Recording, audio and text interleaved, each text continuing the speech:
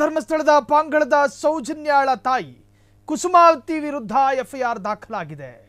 ಅನುಮತಿ ಪಡೆಯದೆ ಪ್ರತಿಭಟನೆ ಮಾಡಿದ ಕಾರಣ ಅದರ ಆರೋಪ ಹೊತ್ತು ಈಗ ಕುಸುಮಾವತಿಯ ವಿರುದ್ಧ ಎಫ್ಐಆರ್ ದಾಖಲಾಗಿರುವಂತಹದ್ದು.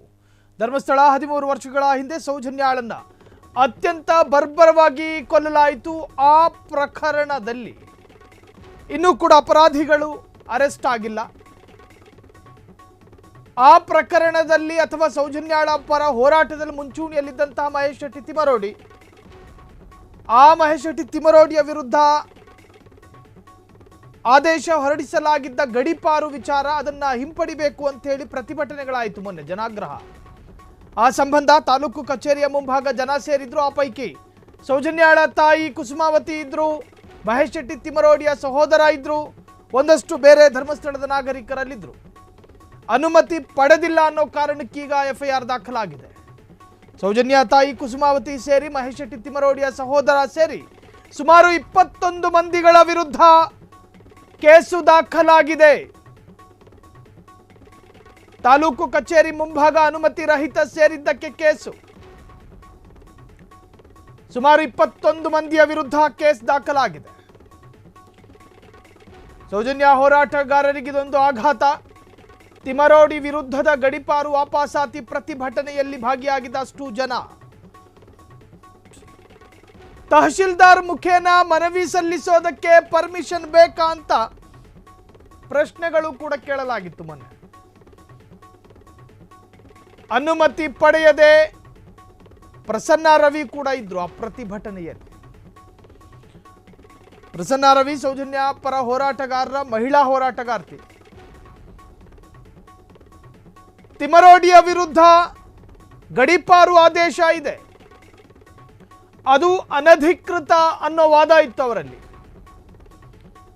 ಅವರನ್ನ ಗಡೀಪಾರು ಮಾಡಬೇಕಾದ ಅವಶ್ಯಕತೆ ಇಲ್ಲ. ಸೌಜನ್ಯ ಪರ ಹೋರಾಟಗಾರರು ಮೊನ್ನೆ ತಾಲೂಕು ಕಚೇರಿಯ ಮುಂಭಾಗ ಕಪ್ಪು ಪಟ್ಟಿಯನ್ನ ಧರಿಸಿಕೊಂಡು ಪ್ರತಿಭಟನೆಯ ಘೋಷಣೆಯನ್ನ ಕೂಗ್ತಾ, ಘೋಷಣೆಯನ್ನು ಕೂಗಿಲ್ಲ, ಜನ ಸೇರಿದ್ರು ಆಗ್ರಹಿಸೋದಕ್ಕೆ, ತಹಶೀಲ್ದಾರ್ ಮುಖೇನ ಮನವಿ ಸಲ್ಲಿಸೋದಕ್ಕೆ. ಆದರೆ ಪೊಲೀಸರು ಅದಕ್ಕೆ ಅವಕಾಶ ಕೊಟ್ಟಿರಲಿಲ್ಲ. ಮಧ್ಯಪ್ರವೇಶ ಮಾಡಿದ ಖಾಕಿ ಪಡೆ ತಡೆಯೋದಕ್ಕೆ ಪ್ರಯತ್ನ ಪಟ್ಟರು. ಆದರೆ ಪಟ್ಟು ಬಿಡದೆ ಸೌಜನ್ಯ ಪರ ಹೋರಾಟಗಾರರು ನಿರಂತರವಾಗಿ ತಾಲೂಕು ಕಚೇರಿಯ ಮುಂಭಾಗದಲ್ಲೇ ನಿಂತುಕೊಳ್ಳೋದಕ್ಕೆ ಶುರು ಮಾಡಿದ್ರು. ನೋಡ್ತಿದ್ದ ಹಾಗೆ ಸಂಖ್ಯೆಗಳಲ್ಲಿ ಏರಿಕೆ ಶುರುವಾಯಿತು. ಒಂದು ಕಡೆ ಪೊಲೀಸರಿಗೊಂದು ಆತಂಕ, ಅನುಮತಿ ಪಡೆಯದೆ ಪ್ರತಿಭಟನೆಗಳಾಗ್ತಾ ಇದೆ, ಇದು ಬೇರೆ ಸ್ವರೂಪವನ್ನು ಪಡೆದುಕೊಳ್ಳುತ್ತೋ ಅನ್ನೋ ಆತಂಕ.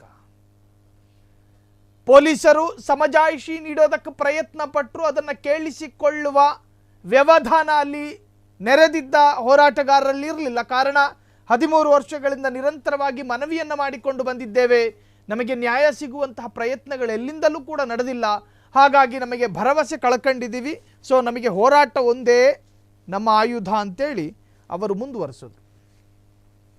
ಅದಾದ ಮೇಲೆ ಸ್ವಯಂ ಪ್ರೇರಿತ ದೂರು ದಾಖಲಾಗಿತ್ತು. ಸುಮೋಟೋ ಅನುಮತಿ ಪಡೆಯದೆ ಎಲ್ಲೂ ಜನ ಸೇರ್ಲಿಕ್ಕಿಲ್ಲ.